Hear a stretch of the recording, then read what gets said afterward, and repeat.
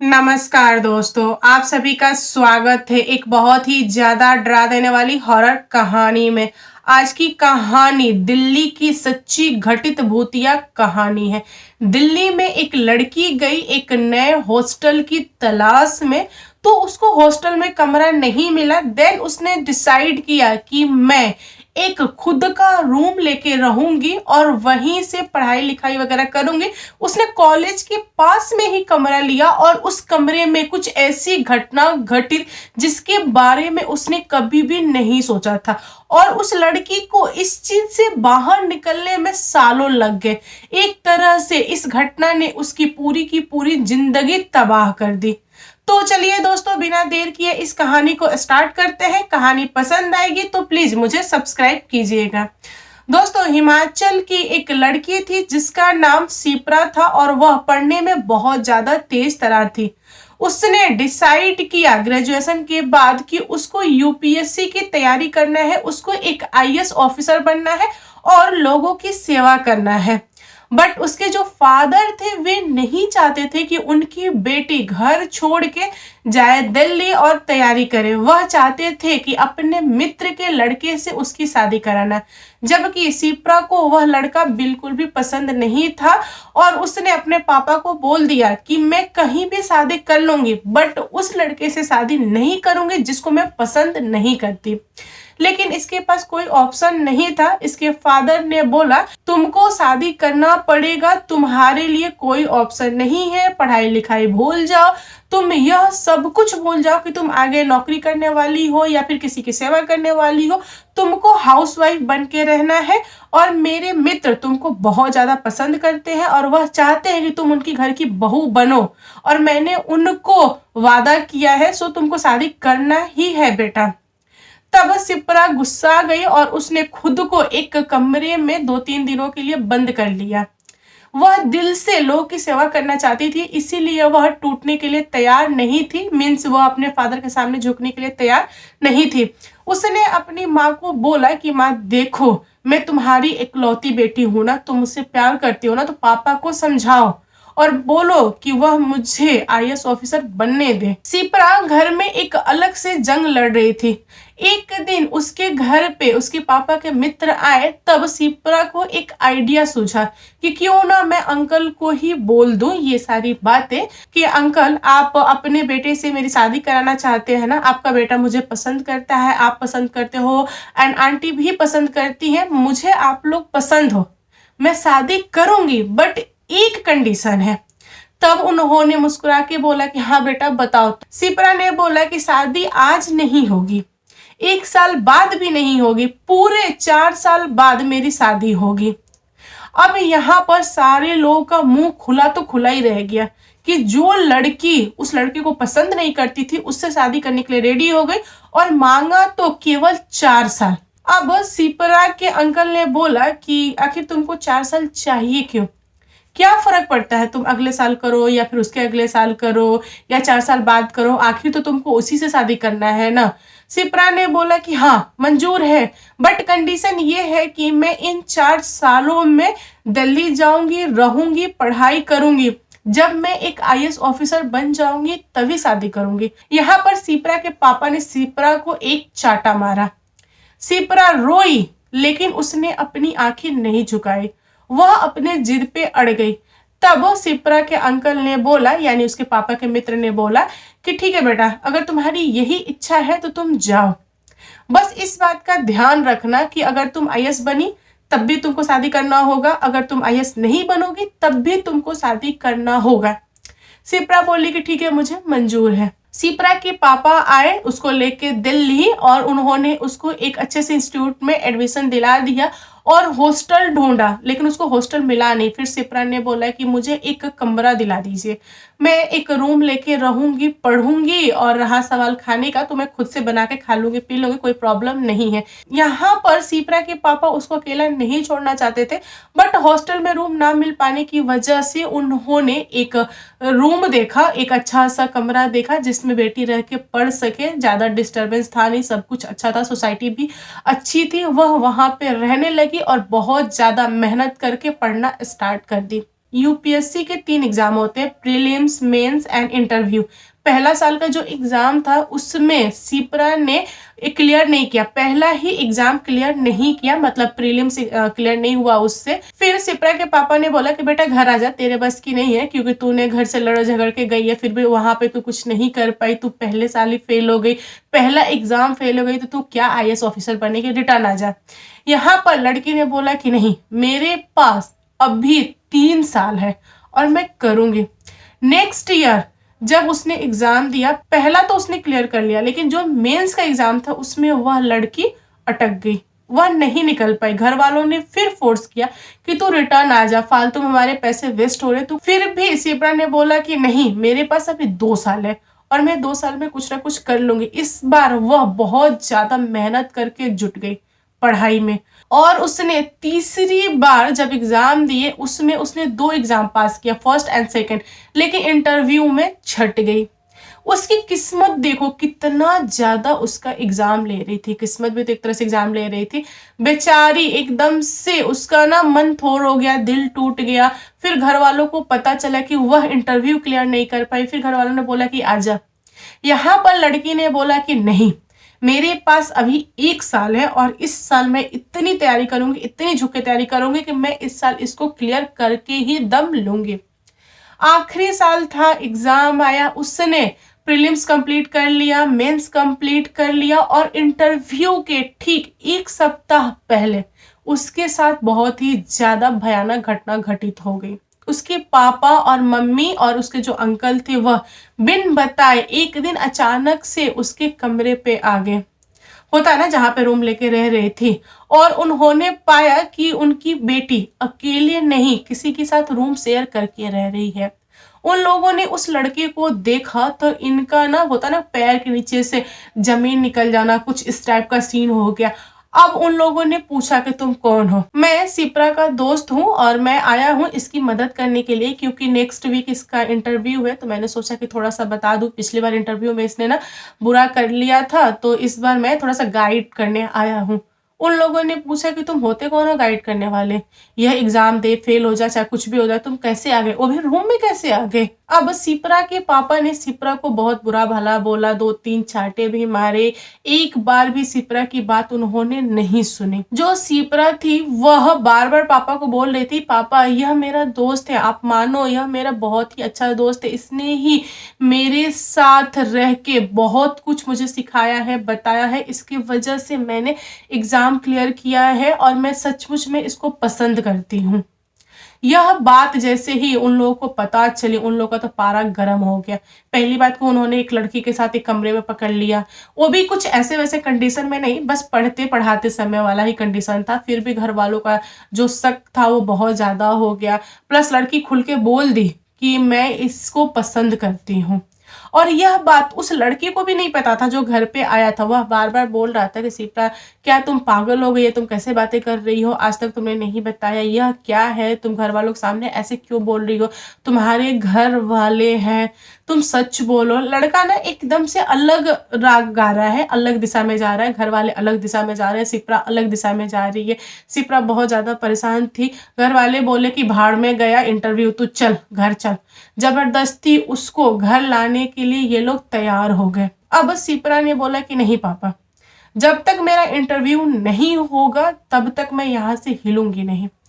घर वाले उसको वहीं पे छोड़ के रिटर्न घर आ गए और उन लोगों ने बोला कि समझ ले कि तेरा बाप इस दुनिया में है ही नहीं, मैंने गलती किया तुझे शहर भेज के।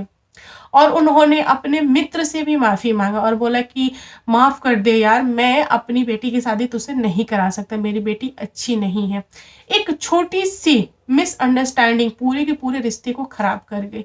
यहाँ पे शिप्रा बहुत ज़्यादा टेंशन में थी, उसने उस दिन तो निकाल लिया अच्छे से, बट नेक्स्ट डे क्या हुआ कि उससे ना यह सब कुछ बर्दाश्त नहीं हुआ। उसने ना एकदम ऊपर वाली बिल्डिंग पे गई और वहाँ से उसने छलांग मार दिया। वह थक गई थी इन सारी चीज़ों से, उसको ना एक अलग-सा डर लग रहा था कि मैं जिसको पसंद करती हूँ, पता नहीं वो मुझे अपनाएगा कि नहीं अपनाएगा, और जिस लड़के को मैं पसंद नहीं करती, उससे मुझे शादी करना होगा। और सबसे बड़ी बात कि अगर मेरा नहीं निकला, इंटरव्यू तो मैं फँस जाऊँगी। तो उसको ना बिल्कुल भी जीने का इच्छा नहीं हो रहा था, तो उसने खुद के साथ इतना बड़ा कांड कर लिया। जब घरवालों को पता चला कि उनकी बेटी अब इस दुनिया में नहीं रही, उसने इतना बड़ा कांड कर लिया, फिर घरवाले रोए-गाए क्या कर सकते हैं? जो होना था तो हो गया। अब उसकी बॉडी घर पे आई, अंतिम संस्कार वगैरह सब कुछ हो गया। ये जो मैटर था यह वहीं का वहीं खत्म हो गया। उसके बाद शिप्रा के घर पे क्या हुआ किसी को कुछ भी पता नहीं। दोस्तों, जिस कमरे में शिप्रा रहती थी वह कमरा 1 डेढ़ महीना तक तो खाली रहा। उसके बाद वह रेंट पे लगा और रेंट पे रहने के लिए एक सुमन नाम की लड़की आई जो कि यूपीएससी की तैयारी कर रही थी। घरवालों को यही बोला था कि मैं जा रही हूँ दिल्ली और यूपीएससी की तैयारी करूँगी, मुझे आईएएस ऑफिसर बनना है, और वह उस कमरे में रहने लगी। करीबन 1 डेढ़ सप्ताह सब कुछ सही चला, बाद में उसकी दोस्ती कुछ गंदे लोगों के साथ हो गई। फिर वह पढ़ाई में कम ध्यान देती थी, पीना वगैरह चालू कर लिया एंड कपड़े वगैरह भी थोड़ा उटपटांग पहनती थी, घूमना-फिरना चालू हो गया। मतलब वह एक तरह से आज़ादी मना रही थी। और घरवाले जब फ़ोन करते थे, जब बोलते थे कि बेटा कैसा चल रहा है पढ़ाई ये वो, तो बहुत ही ज़्यादा झूठ बोलती थी। वह अपने रूम में उसका प्राइवेट रूम था ना, तो वहाँ पे दोस्तों को बुला के पार्टी-सार्टी बहुत ज़्यादा करती थी, ड्रिंक भी करती थी। एक दिन उसने अच्छा खासा ड्रिंक करके रखा हुआ था। रात में करीबन 2 अढ़ाई के बीच की बात है, उसको ऐसा महसूस हुआ कि उसको ना वॉशरूम जाना है और वह उठी, वॉशरूम के लिए गई। उसके बाद जो होता है ना गेट अपने आप बंद हो गया, उसके बाद उसको कई चाटे पड़े। उसको समझ नहीं आ रहा था कौन मुझे मार रहा है, लेकिन बहुत ज़्यादा चाटा पड़ा। बहुत ही ज़्यादा उसकी बुरी हालत हो गई और वहीं पे रोई-गाई पड़ी रही। जब सुबह के टाइम लोग गए वॉशरूम में तो उन लोगों ने देखा कि वह लड़की वहीं पे गिरी है और उसकी बहुत ही बुरी हालत है, दोनों का दोनों गाल सूज गया है। फिर उन लोगों ने उसको हॉस्पिटल लेके गए एंड हॉस्पिटल जाने के बाद से उसका इलाज वगैरह हुआ। उसको ना हल्की-फुल्की याद थी रात की कहानी, कोई तो मुझे मार रहा है, और उसने लोगों को बताया, यानी कि अपने दोस्तों को बताया, बट दोस्त उस पे विश्वास नहीं किए। वो लोग बोले कि तू ज़्यादा ही नशे में थी। उस दिन के बाद से सुमन थोड़ी डरी-डरी रहती थी और वह ज़्यादातर अकेला रहना पसंद करती थी क्योंकि वह भूल नहीं पा रही थी। उसको हल्का-फुल्का याद था कि चाटा वाला, पूरा तो याद था नहीं, फिर भी वह डरी थी। एक दिन सुमन बैठ के पढ़ाई कर रही थी और तभी उसके मित्र का फ़ोन आया कि हम लोग का ना पार्टी-सार्टी किए हुए बहुत दिन हो गया है, चल ना पार्टी करते हैं। उसने मना किया कि नहीं, मुझे पार्टी नहीं करना, मुझे पढ़ना है, मेरा मूड नहीं है पार्टी का। फिर भी दोस्त फ़ोर्स कर रहे थे। फिर उसने फ़ोन रख दिया। फिर उसने सोचा कि चलो अच्छा है मैंने मना कर दिया और नेक्स्ट वीक पार्टी करूँगी। अभी 1 डेढ़ सप्ताह पढ़ लेती हूँ क्योंकि एग्ज़ाम भी पास में आ रहा है। पार्टी का क्या है, 15 दिन में एक बार कर लेंगे तो ठीक है। मतलब वो खुद को ऐसे समझा रही थी, थोड़ा मोटिवेट करने की कोशिश कर रही थी क्योंकि उसको पिछली कहानी याद थी कि उसके साथ क्या हुआ था। फिर अचानक से इवनिंग में उसने देखा कि उसके घर का बेल बजा और उसने गेट खोला, तो उसने पाया कि उसके मित्र बाहर खड़े थे बॉटल के साथ। कुछ लड़के थे, कुछ लड़कियाँ थीं। अब वे लोग आ गए थे, तब ये क्या करती, इसने रूम खोला और रूम खोल के बुला लिया। सारे लोग मस्त पार्टी-वार्टी किए और उस रात इतना ज़्यादा हो गया था कि इन लोगों को होश नहीं था। ये लोग जहाँ का तहाँ पड़ने लगे। कोई कहीं भी गिर गया है, कोई आधी नींद में है, तो कोई अभी भी पी रहा है, तो कोई ड्रामे कर रहा है इस टाइप का। अचानक से कमरे की लाइट जलने लगी, बंद होने लगी, जलने लगी, बंद होने लगी। सारे लोग डर के मारे एक-दूसरे से चिपक गए और इन लोगों को ऐसा लगा कोई तो इस कमरे में है, जो मुझे परेशान कर रहा है, और जितने भी बच्चे उस कमरे में थे, सबको चाटे पे चाटे मिले। 1-2 लोग नहीं, सारे लोगों ने चाटा खाया और सबको ये चीज़ याद रहा। इन लोगों की चढ़ी हुई उतर गई। और पिछली बार जब सुमन बोल रही थी कि किसी ने चाटा मारा था पीते टाइम, बट इन लोगों को ना ऐसा मज़ाक लग रहा था। इस बार इन लोगों को सच में प्रूफ हो गया कि हाँ, कोई तो है जो हमें परेशान कर रहा है। फिर इन लोगों ने भूत, भूत, भूत हल्ला करना स्टार्ट कर दिया। फिर सारे दोस्त आधी रात में गेट खोले और सारे के सारे भागे। साथ में सुमन भी गई। सुमन को हिम्मत नहीं हो रहा था कि वह उस कमरे में दोबारा आए। जब दिन-विन हो गया फिर वह आई अपने कमरे में, वो भी अकेले नहीं अपने मित्रों के साथ आई और सारा का सारा सामान उस कमरे से निकाल लिया और अलग से शिफ्ट हो गई। और फिर से वह कमरा खाली हो गया और उसने मकान मालिक को फ़ोन करके बता दिया कि आपका जितना भी रेंट हुआ है हम दे देंगे क्योंकि हम उस कमरे में रहेंगे नहीं। मकान मालिक ने पूछा क्यों? तो उसने बताया कि कमरा भूतिया है। और उस लड़की ने अपने कॉलेज में, अपने इंस्टीट्यूट में चारों तरफ यह न्यूज़ फैला दी कि वह कमरा भूतिया है, जब मेरे साथ बहुत ही ज़्यादा बुरे-बुरे कांड हुए हैं। लोग डरने लगे उस कमरे को लेने में, और ऐसी ही घटना 2-3 लड़कियों के साथ भी हो चुकी है। दोस्तों, इसी तरह 6-7 महीना बीत गया। बिहार की एक लड़की थी जिसका नाम था शांति। वह गई दिल्ली यूपीएससी की तैयारी करने के लिए, तो उसको ना कोई भी रूम नहीं मिल रहा था सस्ते में, जबकि यह जो कमरा था जिसमें शिप्रा रही थी, वह कमरा थोड़ा-सा उसका रेंट कम था, दिखने में अच्छा था, मतलब सब कुछ बढ़िया था, उसके इंस्टीट्यूट से एकदम पास में था। तो उसने सोचा किसी को ले लेते हैं, जबकि मकान मालिक किराया भी कम ले रहा है, ऐसी जगह पे है। उसको नहीं पता था कि वह भूतिया कमरा है, इसकी वजह से इतने सस्ते में मिल रहा है। लड़की एकदम से रेडी हो गई रहने के लिए और शांति उस कमरे में रहने लगी। शांति जो थी वह बहुत ही ज़्यादा पढ़ाकू थी। उसको जब भी टाइम मिलता था या तो वह सोएगी, नहीं तो वह पढ़ेगी। ज़्यादातर पढ़ती रहती थी और टाइम से इंस्टीट्यूट जाती थी, फिर आके नाश्ता वगैरह के खाना वगैरह खाया, फिर रात में देर रात तक पढ़ती रहती थी। उसके साथ ना सब कुछ सही चल रहा था। वह उस कमरे में 2-3 महीने रह गई, लेकिन उसको थोड़ा भी भूत-वूत का हवा नहीं लगा, किसी ने उसको परेशान वगैरह नहीं किया। 2-3 महीने के बाद शांति के लाइफ में एक लड़का आया।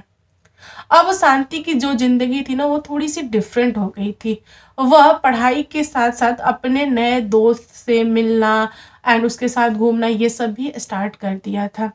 एक दिन शांति लेट आई बाहर से, शायद क्लब वगैरह गई थी, और उसके बाद वह आके उस कमरे में बैठी। उसको नींद नहीं आ रहा था। उसको ना अपने बॉयफ्रेंड की सारी हरकतें, सारी चीज़ें याद आ रही थी, वह मुस्कुरा रही थी। फिर उसने सोचा कि मुझे नींद नहीं आ रहा है तो एक काम करती हूँ, मैं थोड़ा-सा पढ़ लेती हूँ। वह बेड पे ही छोटा-सा टेबल लगाई, बुक वगैरह रखी और पढ़ना स्टार्ट कर दी। काफ़ी टाइम से वह सर झुका के पढ़ रही थी, तो उसके गर्दन में थोड़ा-सा दर्द हुआ, तो उसने अपने गर्दन को सीधा किया और ऐसे थोड़ा-मोड़ा मुड़ा रही थी। फिर उसकी नज़र सामने वाले दीवार पे पड़ी। उसने देखा कि एक लड़की है जो कि सामने बैठी है और वह पढ़ रही है।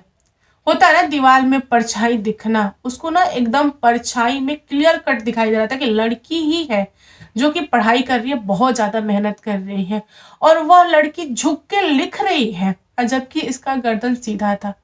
इसको अपनी परछाई नहीं दिखाई दे रही थी। वह ना एक अलग से परछाई थी, अलग सा माहौल था, अलग से लड़की थी। जैसे ही इसने दोबारा चारों तरफ सर घुमा के देखा, कोई नहीं। फिर वह ऐसे एकदम ध्यान से देख रही थी, वह कौन है। तभी शांति को महसूस हुआ कि वह जो लड़की बैठ के लिख रही है वह अपना सर ऊपर कर रही है। शांति डर के मारे सर नीचे कर ली और नीचे करने के बाद से आंखें उठा के देख रही कि वह लड़की देख रही है कि नहीं। तब शांति ने पाया कि जो परछाई था सामने वह मुझे ही देख रहा है और मुस्कुरा रहा है। शांति की हालत खराब। शांति ने थोड़ा मोड़ा भी नहीं पिया था, वह एकदम नॉर्मल थी, और उसकी हालत खराब कि भाई ऐसे कैसे हो गया। अब वह चुपचाप बिना किसी को कुछ बोले लगी पढ़ने। उसने ना उसको इग्नोर मारा, परछाई को इग्नोर मारा। उसको लग गया था कि इस कमरे में कोई तो भूत-वूत है जो ऐसा कर रहा है। अब शांति पढ़ी, उसके साथ कुछ भी नहीं हुआ। फिर वह अगले दिन जब पहुँची इंस्टीट्यूट तो उसने अपने बॉयफ्रेंड को बताई। बॉयफ्रेंड हँसने लगा, बोला कि नहीं ऐसा कुछ भी नहीं होता है। लोग ऐसे ही तेरे कमरे को भूतिया कमरा बोलते हैं। तुझे भी लग रहा है कि सुन-सुन के ना तेरे दिमाग में वह चीज़ सेट हो गया है, ऐसा कुछ भी नहीं है। लेकिन शांति मान नहीं रही थी, अपने बॉयफ्रेंड को कमरे में लाई और उसने दिखाया पूरा का पूरा कमरा घुमा के, लेकिन कुछ भी दिखाई नहीं दिया। फिर उसके बॉयफ्रेंड ने बोला कि एक काम करना, जब तुम्हें परछाई दिखाई दे तो मुझे वीडियो कॉल करके दिखाना। शांति बोली चलो ठीक है। रात में उसको नींद नहीं आ रही थी। पिछली रात की कहानी देख के वह डरी थी। फिर उसने क्या किया कि वह बैठी और बैठ के पढ़ने लगी। फिर जैसे ही रात के 11:30-12 हो गए, उसको फिर से सामने परछाई दिखाई दिया। उसने कोशिश किया कि फ़ोन उठाऊँ और अपने बॉयफ्रेंड को वीडियो कॉल करके दिखाऊँ। जैसे ही हाथ बढ़ाई फ़ोन की तरफ, फ़ोन काफ़ी दूर जाके गिरा और टूट गया। फिर अब शांति डरी, उठ और दौड़ के गई, फ़ोन उठाई, फ़ोन उठा के लगी फ़ोन को सेट करने, लेकिन फ़ोन सेट नहीं हो रहा था। जो सामने लड़की बैठी थी वह मुस्कुराई और मुस्कुरा के फिर पढ़ने लगी। शांति को अब ऐसा लग गया था कि जो सामने परछाई है वह बस यह चाह रही है कि तुम भी पढ़ो। अगर पढ़ाई के सिवा तुम कुछ और करोगी तो मैं तुम्हारे साथ बुरा करूँगी। जो शांति थी वह चुपचाप पढ़ने लगी। ऐसा करते करते 1 डेढ़ सप्ताह बीता। शांति जिसको भी ये चीजें बता रही थी, लेकिन कोई मानने के लिए तैयार नहीं था। फिर शांति ने अपने बॉयफ्रेंड को बोला कि एक काम करो, चलो तुम मेरे कमरे पे रहना एंड तुम देख लेना कि क्या क्या चीजें हैं। शांति 1 2 दिन अपने बॉयफ्रेंड को भी कमरे में रखी, लेकिन रात में उसको कुछ भी दिखाई नहीं दिया। जो परछाई थी वह परछाई केवल और केवल शांति को दिखाई देती थी। परछाई सब कुछ समझती थी कि शांति क्या चाह रही है, क्या नहीं चाह रही है। शांति थोड़ी भी उटपटांग चीजें करती थी तो उसको भी कई चाटे पड़ते थे। अब यह लड़की इतना ज्यादा परेशान हो गई थी कि उसके पास कोई ऑप्शन नहीं था कमरा छोड़ के भागने के सिवा। लेकिन वह भाग भी नहीं पा रही थी। जानती हो क्यों? क्योंकि उसने सारे के सारे कपड़े वगैरह पैक कर लिए और वह अपना ट्रॉली उठाई और कमरे से निकलने जा रही थी तो उसका गेट बंद हो गया। जो परछाई थी वह नहीं चाहती थी कि शांति रूम छोड़ के कहीं जाए। परछाई बस यही चाहती थी कि वह बैठे और पढ़ाई करे। 24 घंटा अगर उस कमरे में रह रही है तो 24 घंटा पढ़े। उसको वॉशरूम तक नहीं जाने देती थी। जब वह जाना चाहती तो वॉशरूम उसको चाटे पड़ते थे। मतलब कोई कैसे इतना लगातार पढ़ सकता है? पॉसिबल ही नहीं है। बेचारी पढ़ती थी तो चैन से रहती थी, नहीं पढ़ती थी तो आत्मा मारती थी। बहुत ज़्यादा उसके साथ बुरा हो गया था। जो फ़ोन जो था वह टूट गया था। फ़ोन को रिपेयर होके आने में भी समय था और इस बीच उसके साथ बहुत-बहुत प्रॉब्लम होना स्टार्ट हो गया। शांति अपने मकान मालिक को अगर बताना भी चाह रही थी तो नहीं बता पा रही थी क्योंकि उसको परछाई सामने दिखाई देती थी। पहले तो परछाई रात में दिखाई देती थी, लेकिन शांति को धीरे-धीरे परछाई दिन में, इवनिंग में, हर टाइम मतलब लगभग दिखाई देती ही देती थी। परछाई नहीं चाहती थी कि शांति किसी को कुछ भी बताए और वह चाहती थी कि शांति उसी कमरे में रहे, उसका दोस्त बन के रहे और जो आत्मा चाहती है, जो परछाई चाहती है वह करे। बट इसका जो ज़िंदगी था ना एकदम बेकार हो गया था। यह डिप्रेशन में चली गई थी और जो भी पढ़ती थी यह समझ नहीं पाती थी। इसका सारा पढ़ा-लिखा सब ऊपर-ऊपर निकल जाता था। शांति बस यही चाहती थी कि अपना कमरा छोड़ के वह कहीं चली जाए। लेकिन ये भी पॉसिबल नहीं हो पा रहा था। फ़ोन बन के आ जाने के बाद से शांति अगर किसी को फ़ोन पे बताने की कोशिश करे तो आत्मा उसको चाटा मारती थी। मतलब उसकी ज़िंदगी ना एकदम से नर्क हो गई थी। आत्मा उसको इंस्टीट्यूट भी नहीं जाने देती थी। इंस्टीट्यूट भी जाना उसका बंद हो गया था। उसका जो बॉयफ्रेंड था वो भी शांति से मिल नहीं पाता था, कम मिलता था और जब भी मिलता था शांति ये सारी बातें बताती थी तो वह सुनता नहीं था। वह इन सारी चीज़ों से यानी आत्माओं से बोर हो चुका था। तो वह धीरे-धीरे डिस्टेंस बनाने लगा। शांति के फैमिली वालों से भी धीरे-धीरे दूरी बनना स्टार्ट हो गया। जो बेचारी थी उसकी ज़िंदगी एकदम नर्क हो गई थी। एक दिन शांति ने सोचा कि अब जो होगा सो तो होगा। अब एक काम करती हूँ, मैं लेटर लिख के अपने घर भिजवाती हूँ। फिर शांति ने क्या किया कि अपने बेड पे टेबल लगाया और बैठी और उसने एक लेटर लिखा अपने घर वालों को और उसमें सारी की सारी बातें लिख दी। जो परछाई थी वो भी सामने बैठ के दीवार के ऊपर मतलब पढ़ रही थी। परछाई को नहीं पता चला कि शांति क्या लिख रही है। शांति के पास ऑप्शन था नहीं। अगर वह फ़ोन करके बताती तो परछाई सुन लेती, उसको परेशान करती। इसने अच्छे से लेटर लिखा और पूरा का पूरा एड्रेस डाला और उस लेटर को अपने गेट के नीचे जो होता है ना हल्का सा स्पेस उधर से डाल के बाहर निकाल दिया। फिर मॉर्निंग में शायद किसी के हाथ वह लेटर लग गया। लेटर जिस इंसान ने पढ़ा वह उस एड्रेस पे जो एड्रेस दिया था वहाँ पर लेटर भेज दिया। लेटर शांति के गाँव में आई और शांति के जब माँ-बाप, भाई लोगों ने पढ़ा तब उन लोगों को लगा कि बेटी मजबूर है तभी तो उसने चिट्ठी लिखा है, वरना वह फ़ोन करके भी बता सकती थी। इसका मतलब सच में उसके साथ बहुत ही बुरी घटना घटित हुई है। वह आत्मा उसको फ़ोन तक नहीं करने दे रही है, हमें चलना चाहिए। शांति के घर वाले भाग के दिल्ली पहुँचे। उस कमरे में पहुँचे तो उन लोगों ने पाया कि उनकी बेटी दीवार में चिपक के कोने में बैठी है, रो रही है और उसका जो पूरा का पूरा गाल सूज गया है, हाथ सूज गया है, बाल किसी ने उखाड़ के मारा है, मतलब बहुत ही बुरी कंडीशन में है और उसके हाथ जो है ना लिख-लिख के हाथ सूज गए, पूरे हाथ में स्याही लगा है, पेन लगा है। अब लड़की परेशान है। इस कंडीशन में देख के घर वाले एकदम से झटके खा गए। उन लोगों ने अपनी बेटी को उठाया और बोला कि बेटा मैं आ गया हूँ, कुछ भी नहीं होगा, मैं यहीं पे हूँ। अब वह रो के अपने पापा के गले लग के बोली पापा बचा लो, अब हमसे ये बर्दाश्त नहीं हो रहा है, मैं कभी दिल्ली नहीं आऊँगी, मैं कभी भी यहाँ नहीं आऊँगी और ये सब नहीं करूँगी, मुझे बस गाँव ले चलो, मुझे शांति चाहिए, मुझे रहना है अपने घर पे, मुझे नहीं पढ़ना। बेचारी के मन से ऐसी पढ़ाई उतरी जी, मतलब उसने कभी भी नहीं सोचा कि आगे कुछ करेगी। अब लड़की डरी है, घर वाले सामान-वामान पैक किए, उसको गाँव लेके आए। गाँव लेके आने के बाद से उसको बैठा के अच्छे से सारी की सारी कहानी उन लोगों ने पूछा। फिर शांति ने सब कुछ बता दिया कि ऐसा-ऐसा है। शांति की माँ ने उसको एक तांत्रिक से दिखाया, तो तांत्रिक ने बताया कि देखिए, आपकी बेटी एक आत्मा के कस्बस में थी। वो जो आत्मा थी वह बहुत ज़्यादा इसको टॉर्चर की है, लेकिन अभी इसके ऊपर नहीं है। सो आप लोग निश्चिंत रहिए, जो भी होना था वो तो हो चुका है, आगे कुछ भी नहीं होगा। मैं इसको ताबीज़ वगैरह बाँध देता हूँ, आगे चल के सब कुछ सही होगा। आप लोग इतना मत सोचिए और दोबारा इसको उस कमरे में मत भेजिएगा, सच में वहाँ पर आत्मा है। तांत्रिक जो था उसने अनुमान लगा लिया कि इसके साथ इतनी-इतनी चीज़ें हुई है, इसका मतलब कोई पढ़ाकू आत्मा है, जो नहीं चाहते कि कुछ गलत करे लड़की, अगर पढ़ाई के सिवाय भी ध्यान लगाए। वह आत्मा बस इतना चाहती है कि पढ़ाई करे और एक आईएएस ऑफिसर बने।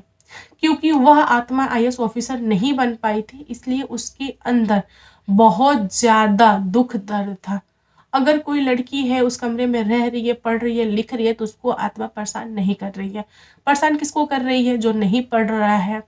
तो तांत्रिक ने बोला कि शुक्र है कि टाइम रहते हैं आप लोगों ने अपनी बेटी को ला लिया है। आप लोग अपनी बेटी को उस शहर में भेजिए, कोई प्रॉब्लम नहीं है। वह आत्मा यहाँ नहीं आ सकती। और वैसे मैंने इसको ताबीज़ पहना दिया है, इसको किसी भी तरह की आत्मा नहीं पकड़ेगी, लेकिन आप लोग ध्यान रखिए इसका। यह थोड़ी कमज़ोर हो गई है, इसके दिल और दिमाग पे उसका डर अभी भी है। शायद इसको थोड़ा समय लगे इन चीज़ों से बाहर निकलने में। घर वालों ने भी अपनी बेटी का बहुत ज़्यादा ध्यान रखा। घर वाले बोले कि बेटा तुम पटना से कर लो यूपीएससी की तैयारी। फिर उसने बोला कि नहीं। उसको ना यूपीएससी के नाम से चिढ़ हो गई। उसने बोला कि नहीं, मैं कभी भी नहीं करूँगी। शांति जो थी उसने अपना फ़ेवरेट एम छोड़ दिया सिर्फ़ एक आत्मा की वजह से। दोस्तों ये जो आत्मा थी वह कोई नॉर्मल आत्मा नहीं थी। शांति ने बताया कि उस कमरे में वहाँ के लोग बताते हैं कि कोई सिप्रा नाम की लड़की थी जिसने छलांग लगा दी थी और उसकी आत्मा उसी कमरे में कैद हो गई थी। मुझे लगता है कि वह परछाई सिप्रा ही थी। इसमें लगना क्या है दोस्तों, वही लड़की थी। लोगों आस-पास के लोग बोलते थे कि उसकी आत्मा घूम रही है, पहले सिपरा रहती थी और इतना बड़ा कांड किया था उसने, तो उसी की आत्मा होगी, नॉर्मल सी बात है और ये हकीकत भी है। ख़ैर शांति की लाइफ़ में सब कुछ अच्छा चल रहा है और गॉड करे आगे भी अच्छा चलेगा। लेकिन एक होता है ना कि अपना सपना टूट जाना, कितना खराब होता है, कितना गंदा लगता है। वही चीज़ है, लेकिन इसमें कोई क्या कर सकता है, जो लिखा होता है वही होता है। तो दोस्तों आप लोग बताओ आज की कहानी कैसी लगी? कहानी पसंद आए तो प्लीज़ लाइक एंड शेयर कीजिएगा और मेरे चैनल पे न्यू आए हो तो चैनल को सब्सक्राइब करना। Thank you. Bye bye.